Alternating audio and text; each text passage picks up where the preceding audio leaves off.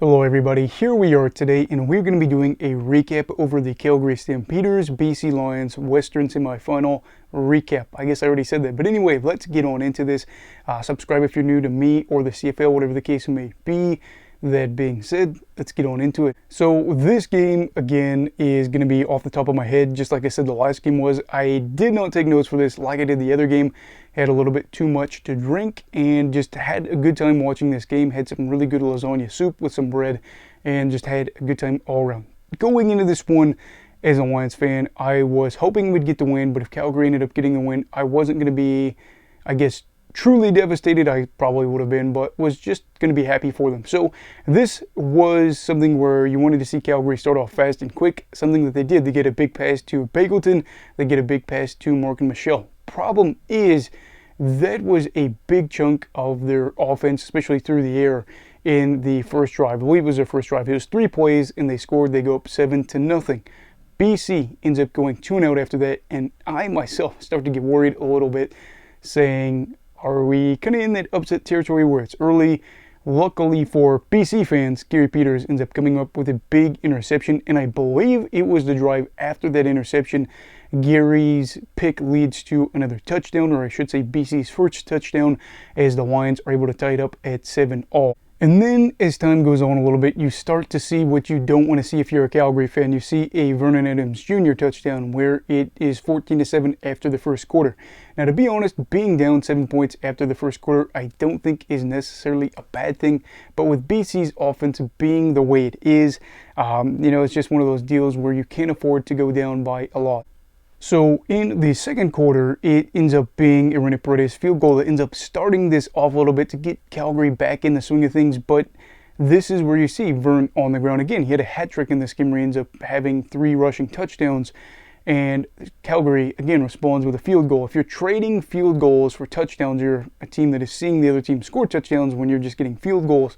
You're not going to be in a great situation. As for Calgary, in this one, they would see, I think it's Keon Hatcher gets a touchdown towards the end, nearly like the last 10 seconds of the second half, or I should say the second quarter, to give BC another touchdown as the Stampeders go from being down 21-13 to 28-13 at the half. And again, you get to see René Paredes lead off a quarter with a field goal. And I think they actually get 2 field goals in a row in this game, or in the third quarter, and they're able to kind of claw back. But again, Vern gets a touchdown. So it's one of those deals where as soon as you're making progress, the Lions are able to respond relatively quickly. And that was kind of the problem with this game. Calgary could have drives, but at the end of the day, coming away with 3 points is not going to do you as much good when you have a guy like Vernon who is going to have a 5-touchdown performance and throw for over 400 yards. We would see in the fourth the lead get to be a little bigger. I think it was in the fourth where we get to see it be like 41-19.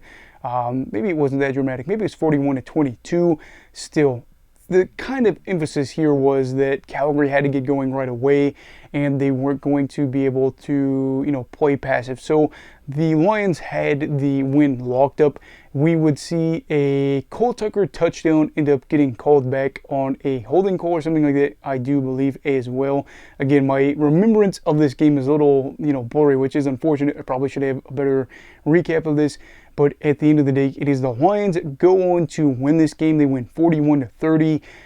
Keon Hatcher was one of those guys that I talked about in the preview, said that whenever he plays the Stampeders, it seems like he has a good chance to go off for a really big day. He nearly records 200 yards. There's some other guys as well that do well for BC. And again, if Adams Jr. is going to have a 5-touchdown performance, you're going to imagine that Calgary would have a hard time keeping up. And it's one of those deals where we talked about going into this playoffs, this round, that the Stampeders and the Tiger Cats would probably like to run the ball. Maybe guys like James Butler and Kadeem Carey would be able to get good averages, but maybe not the touches they wanted. And for this one, I'm going to say that this was a much better performance by Calgary than it could have been. I know the final score makes it a little bit closer than it was, but also there were some weird things in there that made the score kind of weird at points as well. I have to say, for the Lions, it is a game for offensively that you feel pretty good about. Defensively, I don't think it's terrible, but there's a lot to work on as they go on to play in Winnipeg. Now the question gets pushed over to Calgary. What's going to happen in Alberta over there as they try to figure out how to get back on track to being a contender? Because They limp into the playoffs at 6-12. They get beat again in the postseason. They have not had a playoff win since 2018. So 2018, 2019, 2021, 2022, and 2023. Or 2019. So 4 years, 4 seasons, I guess, since then without a playoff win. 2020 obviously didn't happen. But that's not a norm for Calgary. They are going to the Western Final, or they are hosting the Western Final. They're going to the Grey Cup. Suddenly, you start to wonder where the state of this team is going to be going into this upcoming season, as you have Saskatchewan and Edmonton that look to leapfrog them and other teams. As for the Leos, they look for a win against Winnipeg in this rematch to hopefully go back to the Grey Cup yet again. And if not, Winnipeg gets to be another champion possibly for themselves as they look to write history as an all-time great club.